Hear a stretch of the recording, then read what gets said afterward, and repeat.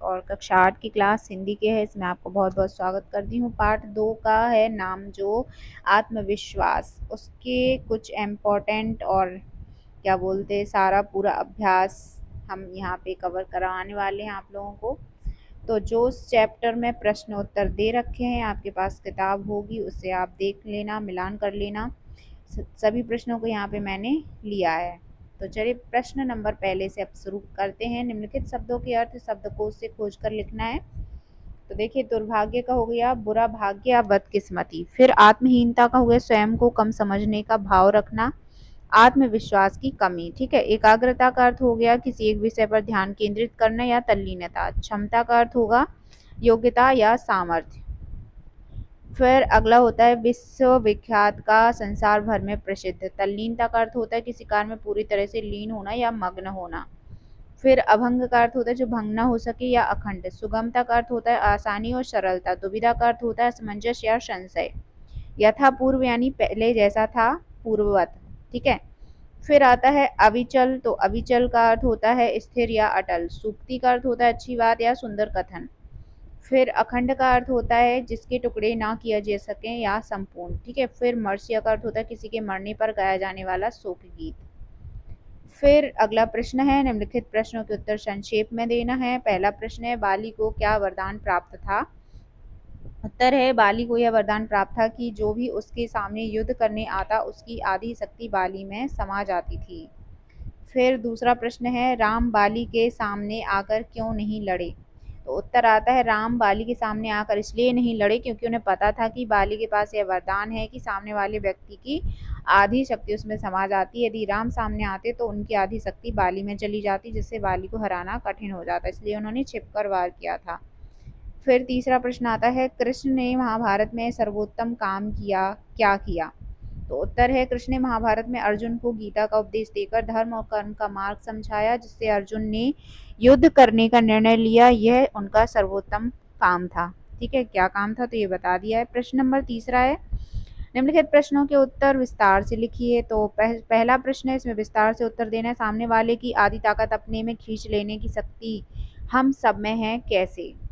तो इसका उत्तर हो जाएगा यह कथन हमें अपनी आंतरिक शक्ति और आत्मविश्वास को पहचानने के लिए प्रेरित करता है। जिस प्रकार बाली विरोधी की आधी शक्ति खींच लेता था, उसी प्रकार हम भी अपने दृढ़ संकल्प, सकारात्मक सोच और कड़ी मेहनत से किसी भी चुनौती का सामना कर सकते हैं और उसे अपनी शक्ति में बदल सकते हैं। जब हम किसी कार्य को पूरे आत्मविश्वास के साथ करते हैं तो हमें सफलता मिलती है और हमारी क्षमताएं बढ़ती हैं, जैसे हम विरोधी की ताकत को अपनी ताकत बना लेते हैं। इसके बाद अगला प्रश्न आता है लेखक ने हेलन केलर के का उदाहरण देकर हमें क्या समझाना चाहा है। तो उत्तर है लेखक ने हेलन केलर का उदाहरण देकर हमें यह समझाना चाहा है कि शारीरिक अक्षमताएं किसी व्यक्ति की सफलता में बाधा नहीं बन सकती। हेलन केलर जो देख और सुन नहीं सकती थी, उन्होंने अपनी दृढ़ इच्छा शक्ति और लगन से शिक्षा प्राप्त की और एक सफल लेखिका व वक्ता बनी। यह उदाहरण हमें बताता है कि यदि हम अपनी कमियों को स्वीकार करते हुए भी अपने लक्ष्य के प्रति क्या है समर्पित रहें और निरंतर प्रयास करें, तो हम किसी भी बाधा को पार कर सकते हैं और असंभव को भी संभव बना सकते हैं। फिर अगला प्रश्न आता है चौथा, नीचे लिखे गद्यांशों की प्रसंग देते हुए व्याख्या कीजिए। उत्तर जो प्रश्न है तो इसमें क्या लिखा है कि जो लोग हमेशा उतार की ही बात सोचते हैं वे उन लोगों की तरह हैं जो कूड़ा घरों के पास कुर्सी बिछाकर बैठ जाते हैं और शहर की गंदगी को गाली देते हैं। तो इसकी व्याख्या जो है इस तरह से होगी। इस गद्यांश में उन लोगों का व्यंग्य किया गया है जो केवल नकारात्मकता पर ध्यान केंद्रित करते हैं और अपनी परिस्थितियों के लिए दूसरों को दोष देते हैं। वे अपनी समस्याओं का समाधान खोजने के बजाय केवल शिकायत करते रहते हैं, ठीक वैसे ही जैसे कोई व्यक्ति कूड़े के ढेर के पास बैठकर शहर की गंदगी को कोसता है, जबकि वह स्वयं उस गंदगी का हिस्सा बन गया है। ठीक है। फिर अगला आता है गद्यांश, इसका भावार्थ बताने। जब कोई विरोधी हमारे सामने आता है तो हम अपनी आत्महीनता से, कायरता से, कुसंस्कार से, आत्मविश्वास की कमी से विरोधी का और अपना बल तौले बिना ही उसे अपने से शक्तिशाली मान लेते हैं। तो इसका व्याख्या ये होगी कि यह गद्यांश आत्मविश्वास की कमी के कारण होने वाले नकारात्मक प्रभावों को दर्शाता है। जब हम में आत्मविश्वास की कमी होती है तो हम बिना अपनी क्षमताओं और विरोधी की वास्तविक शक्ति का आकलन किए ही उसे स्वयं से अधिक शक्तिशाली मान लेते हैं। आत्महीनता कायरता और कुसंस्कार के कारण होता है जो हमें अपनी क्षमता का सही मूल्यांकन करने से रोकता है। फिर प्रश्न नंबर 5वां है, निम्नलिखित वाक्यों का भाव स्पष्ट कीजिए। तो वाक्य पहला है, सफलता सफलता की विजय की उन्नति की कुंजी अविचल श्रद्धा ही है। तो इसका भाव है, यह वाक्य बताता है कि सफलता विजय और प्रगति प्राप्त करने के लिए अटूट विश्वास और दृढ़ता आवश्यक है। यदि व्यक्ति में अपने लक्ष्य के प्रति अटूट श्रद्धा है तो वह किसी भी बाधा को पार कर सकता है। फिर अगला है, हम अपनी सोच के कारण ही सफल असफल होते हैं। बिल्कुल सही बात है। इसका भाव होगा, यह वाक्य इस विचार को पुष्ट करता है कि हमारी सफलता या असफलता हमारी मानसिकता और दृष्टिकोण पर निर्भर करती है।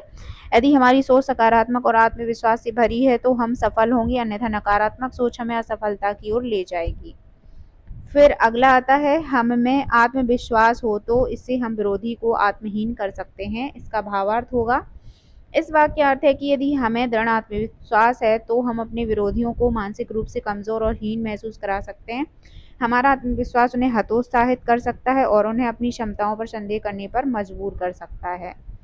फिर भाषा अध्ययन का पार्ट है जिसमें प्रश्न नंबर पहला है, निम्नलिखित शब्दों का उच्चारण शुद्ध उच्चारण करना है। दुर्भाग्य, शक्तिशाली, आत्महीन, सर्वोत्तम, निश्चित और हतोत्साहियों। फिर प्रश्न दूसरा है, जीवन में उतार भी हैं और चढ़ाव भी। इस वाक्य में उतार और चढ़ाव परस्पर विलोम शब्द प्रयुक्त हुए हैं। इसी प्रकार एक ही वाक्य में निम्नलिखित शब्दों का प्रयोग कीजिए। ठीक है, तो वाक्यों में प्रयोग करना है। पहला है भला बुरा, तो इसका हो जाए जीवन में हमें भले और बुरे दोनों तरह के अनुभव मिलते हैं। दूसरा है दाता याचक, दाता और याचक के संबंध में हमेशा संतुलन बना रहना चाहिए। फिर है सपूत और कपूत, किसी भी परिवार में सपूत और कपूत दोनों तरह की संतानें हो सकती हैं। फिर आता है निश्चित और अनिश्चित, तो भविष्य में कुछ बातें निश्चित होती हैं और कुछ अनिश्चित। फिर आता है भाग्यवान और भाग्यहीन, तो भाग्यवान और भाग्यहीन दोनों को ही अपने कर्मों का फल मिलता है। नेक्स्ट है पाप और पुण्य, तो मनुष्य के जीवन में पाप और पुण्य का चक्र चलता रहता है।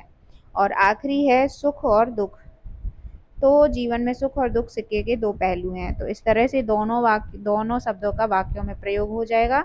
प्रश्न नंबर तीसरा, इनके शब्दों के स्थान पर हिंदी मानक शब्द लिखिए। तो मानक शब्द लिखना है यहाँ पे ताकत का हो जाएगा शक्ति, विजिटिंग कार्ड का हो जाएगा परिचय पत्र, इशारा का अर्थ हो जाएगा संकेत, मर्सिया का अर्थ हो जाएगा शोक गीत।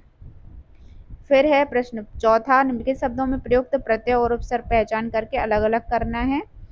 तो तल्लीन जो दिया गया है इसमें उपसर्ग हो जाएगा तत् और प्रत्यय हो जाएगा लीन। दुर्भाग्य में उपसर्ग दुर, प्रत्यय भाग्य। ठीक है, शक्तिशाली में उपसर्ग शक्ति, प्रत्यय शाली। कायरता में उपसर्ग कायर, प्रत्यय ता।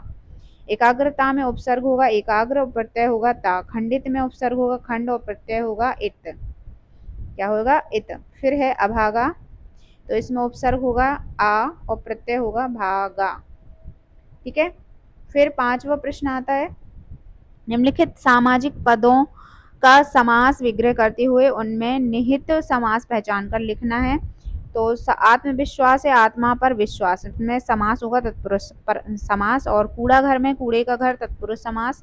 खंदक खाइयों में खंदक और खाइयों, इसका द्वंद्व समास होगा। शक्तिहीन में शक्ति से हीन तत्पुरुष समास होगा। यथा पूर्व यानी जैसा पूर्व में था, अब यही भाव समास होगा। विश्वविख्यात विश्व में विख्यात तत्पुरुष समास होगा। तो इस तरह से ये वाला पार्ट कंप्लीट होता है। फिर अगला प्रश्न आता है, नीचे लिखे गद्यांश को पढ़कर प्रश्नों के उत्तर लिखिए। तो गद्यांश पुस्तक में दे रखा होगा, उसके ये प्रश्न है। उपर्युक्त गद्यांश का शीर्षक लिखना है। तो शीर्षक कांच का महल और कुत्ता भ्रम का परिणाम होता है।